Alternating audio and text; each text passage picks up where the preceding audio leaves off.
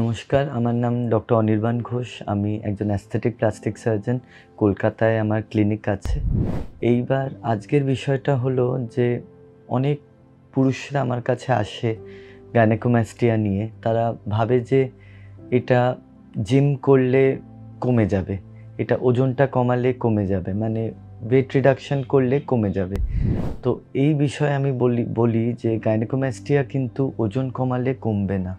Wait কমালে কমবে না। কেন কি গাইনেকোমাস্টিয়ার মেইন যে উপসর্গটা সেটা কিন্তু একটা গ্ল্যান্ডের বৃদ্ধির জন্যে।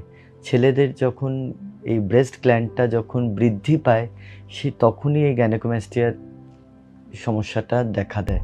তো এই সমস্যায় কোনোদিনও ওজনটা কমলে কিন্তু গাইনেকোমাস্টিয়া ট্রিটমেন্ট হয় না।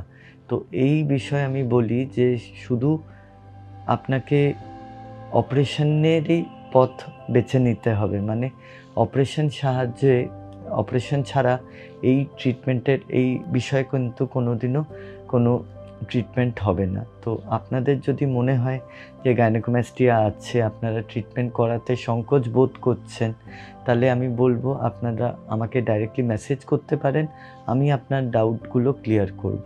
কিন্তু কোনোদিনও ফেলে রাখবেন না, কেন কি এইটা একটা পার্সোনালিটি ট্রান্সফরমেশন সার্জারি। মানে অনেকেদের এটা কিন্তু জন্যে ডিপ্রেশনও হয়ে থাকে। Thank you.